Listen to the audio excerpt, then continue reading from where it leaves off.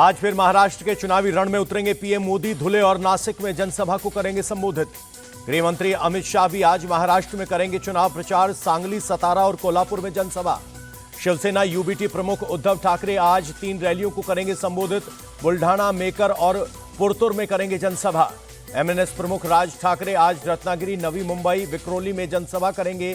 अपने उम्मीदवारों के लिए मांगेंगे वोट जिहाद पर बहस के बीच राज ठाकरे ने भी निकाला फतवा। कहा, मेरे हिंदू भाई बहन मेरी पार्टी के उम्मीदवारों को जिताओ।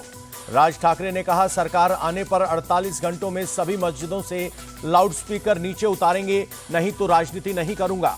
बीजेपी नेता नीतीश राणे का आरोप, उद्धव गुट के नेता मौलानाओं से अपने उम्मीदवारों के पक्ष में फतवे जारी करवा रहे हैं।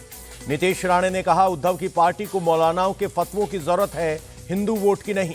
कांग्रेस नेता हुसैन दलवाई बोले, हम सबको एक साथ लेकर चलते हैं, हमें हिंदू, मुस्लिम, सिख सबके वोट चाहिए।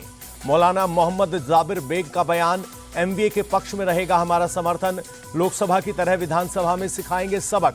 वोट जिहाद पर शिवसेना नेता सुनील प्रभु का बयान, कहा, वोट की अपील, उसमें गलत क्या है। महाराष्ट्र के डिप्टी सीएम अजित पवार ने मुंबई में किया चुनाव प्रचार। नवाब मलिक के लिए मांगी वोट। बीजेपी के नवाब मलिक का समर्थन नहीं करने पर बोले अजित पवार, कहा, पूरी कोशिश रहेगी कि हमारे दोनों उम्मीदवार जीते।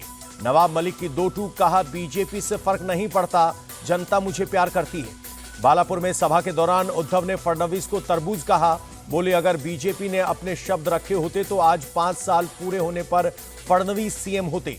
महाराष्ट्र के डिप्टी सीएम देवेंद्र फडणवीस का आरोप, राहुल गांधी शहरी नक्सलवादियों की मदद लेना चाहते हैं, इसलिए लाल किताब लेकर घूम रहे हैं।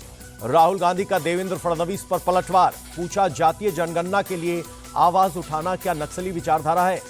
नेता प्रतिपक्ष राहुल गांधी का आज झारखंड में चुनाव प्रचार। सिमडेगा और लोहरदगा में जनसभा को करेंगे संबोधित। झारखंड के सीएम हेमंत सोरेन का आरोप, कहा, पुलिस रात को कैंप से निकलकर गोली चलाकर दहशत पैदा करती है।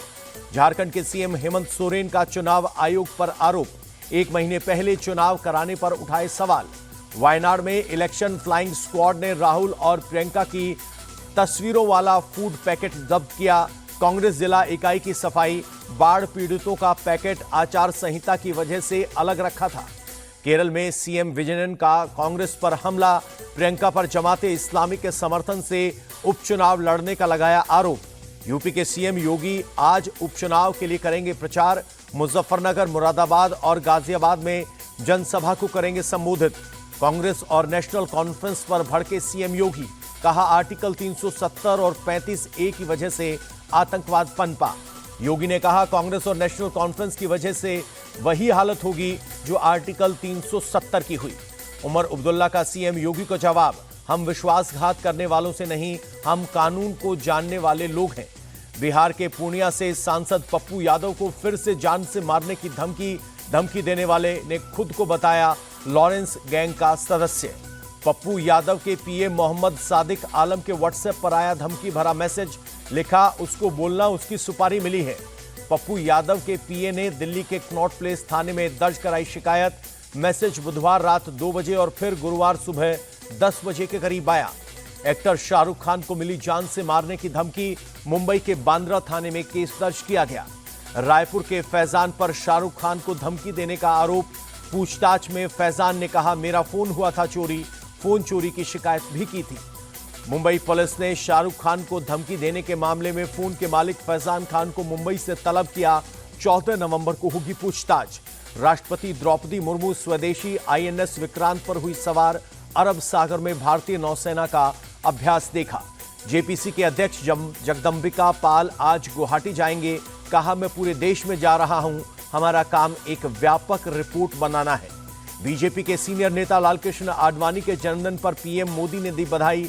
लिखा, उन्होंने भारत के विकास को आगे बढ़ाने के लिए खुद को समर्पित किया। जम्मू कश्मीर के पानीपुरा, सोपोर और बारामुल्ला में एनकाउंटर जारी।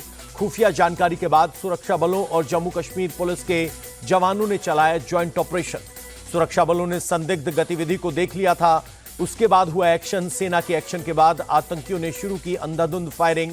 सुरक्षा बलों को जवाब दे रही है मुंह तोड़। उगते सूर्य को अर्घ देने के साथ ही आज छठ महापर्व की हुई समाप्ति। घाटों पर श्रद्धालुओं का उमड़ा सैलाब। पटना पहुंचे केंद्रीय मंत्री जेपी नड्डा छठ पूजा में हुए शामिल, बीजेपी नेताओं के साथ पूजा में हुए शामिल। बिहार के रोहतास में छठ पूजा के दौरान 5 लोग नदी में डूबे, 2 लोगों के शव बरामद, 3 लोगों की तलाश जारी। डूबते सूर्य को अर्घ के दौरान हुआ हादसे में छठ व्रत करने वाले युवक की हुई मौत। बिहार के पूर्णिया में छठ पर्व के दौरान कुछ उपद्रवियों ने घाट को नुकसान पहुंचाया, श्रद्धालुओं ने मचाया हंगामा, बायसी थाना क्षेत्र में पुलिस तैनात। पूर्णिया छठ घाट तोड़फोड़ मामले में 6 लोगों के खिलाफ एफआईआर दर्ज, आरोपियों में 5 नाबालिग। एसपी और डीएम ने लोगों को शांत करवाया। केंद्रीय मंत्री जेपी नड्डा पटना में बिहार कोकिला शारदा सिन्हा के घर पहुंचे, परिजनों से मुलाकात कर दी श्रद्धांजलि। ट्रंप के अमेरिकी राष्ट्रपति चुनाव जीतने पर कनाडा के पीएम ट्रूडो ने कैबिनेट लेवल पैनल का गठन किया, अपने प्रशासन की चिंताओं को दूर करने के लिए उठाया कदम। कनाडा के पीएम ट्रूडो पर एलन मस्क का बयान, कहा वो अगले चुनाव में चले जाएंगे। भारत दक्षिण अफ्रीका के बीच टी20 सीरीज का पहला टेस्ट मैच आज डरबन में होगा। सूर्य कुमार यादव की कप्तानी में टीम इंडिया 4 मैचों की सीरीज खेलेगी। भारत और अफ्रीका के बीच पहला टी20 मैच भारतीय समय अनुसार रात 8:30 बजे शुरू होगा। डरबन में रात 8 बजे होगा टॉस।